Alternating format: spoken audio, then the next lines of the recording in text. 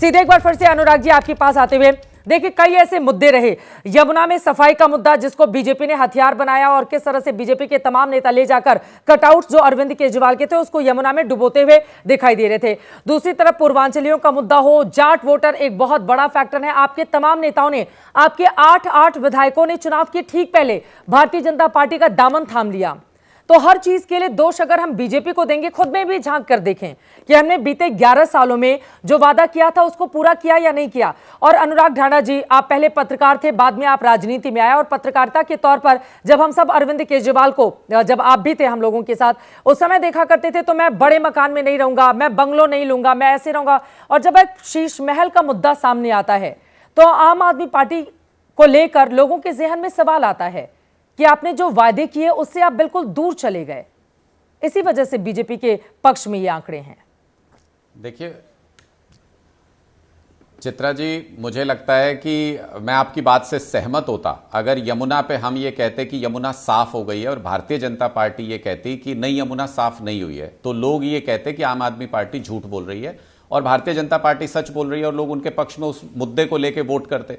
लेकिन ये तो हम ही थे ना जिसने सामने आके ये कहा कि भाई 5 साल का समय हमने मांगा था और कोविड की वजह से 2-3 साल कंस्ट्रक्शन नहीं हो पाया। हम उस दिशा में काम कर रहे हैं, हमने बहुत डिटेल में वो बताया और लोगों ने इसको एक्सेप्ट किया कि भाई कोई ईमानदारी से ये तो कह रहा है कि हमने ये काम नहीं किया, हम 2-3 साल में कर देंगे।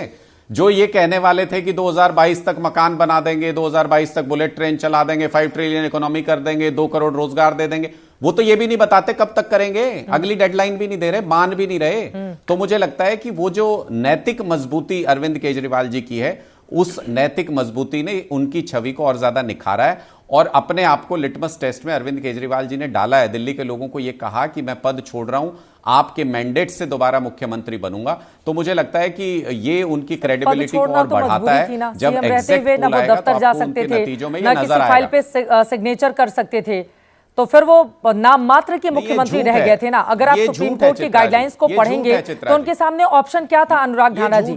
सिर्फ एक कठपुतली मुख्यमंत्री के तौर पर तो वो नहीं रह सकते थे। मैंने पढ़ी है, सुप्रीम कोर्ट ने बहुत, ये झूठ है चित्रा जी, सफेद झूठ है ये। सुप्रीम कोर्ट की मैंने सारी गाइडलाइन पढ़ी है। सुप्रीम कोर्ट ने क्लियर कट ये कहा है कि जो भी फाइल एलजी के पास जाएगी वो सीएम साइन करेंगे। सीएम उससे पहले भी उसके अलावा कोई फाइल साइन नहीं करते थे। उनके पास कोई डिपार्टमेंट या कोई मिनिस्ट्री नहीं थी, उनके पास वो फाइल आती थी साइन होने के लिए जो एलजी के पास जानी है। तो इसलिए ये झूठ है कि वो साइन नहीं कर सकते थे, ये झूठ है कि वो मुख्यमंत्री नहीं हो सकते थे। 3-3 PIL डाली बीजेपी के लोगों ने सुप्रीम कोर्ट के अंदर। इन्होंने कहा कि ये मुख्यमंत्री पद से हटाइए, ये इतने समय से जेल में है। तो कोर्ट ने कहा कि भाई आप कौन होते हो ये तय करने वाले, जनता तय करती है कौन मुख्यमंत्री होगा, नहीं हटा सकते, नहीं हटाया कोर्ट ने।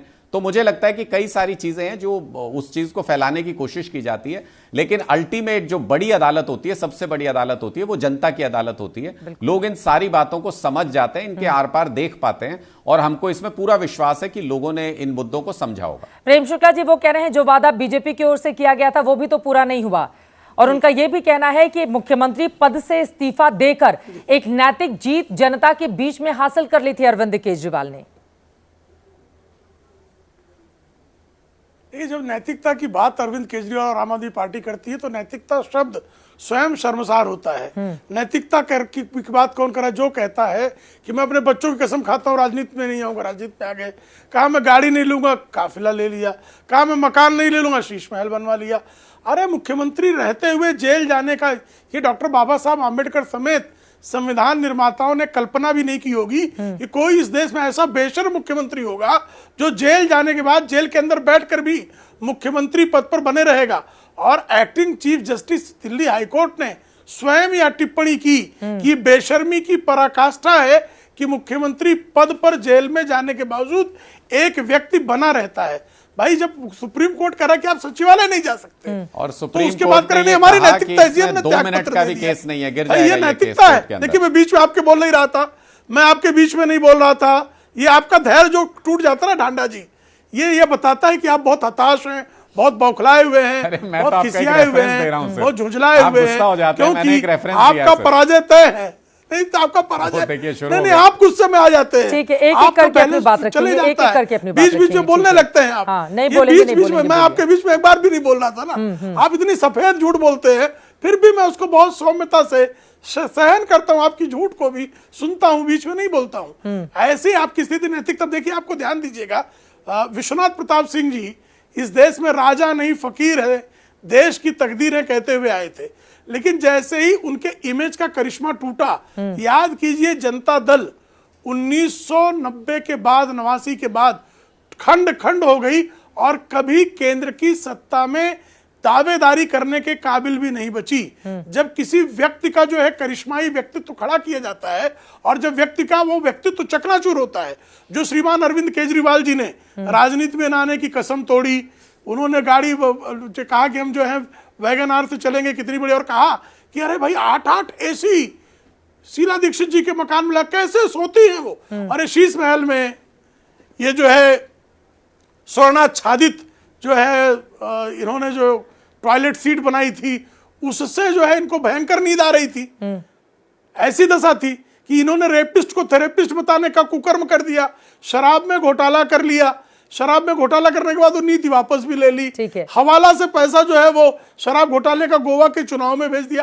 कौन सा ऐसा कुकर्म है जो इस व्यक्तित्व से शेष रहा? ठीक है, अनुराग जी इसका जवाब देंगे, लेकिन मैं उस सवाल पर भी आऊंगी कि क्या जिसको आप कथित शीश महल बताया करते थे, अगर आपका मुख्यमंत्री बनता है तो क्या उसी शीश महल में जाकर विराजमान होगा प्रेम शुक्ला जी? इस सवाल का जवाब आप दीजिएगा।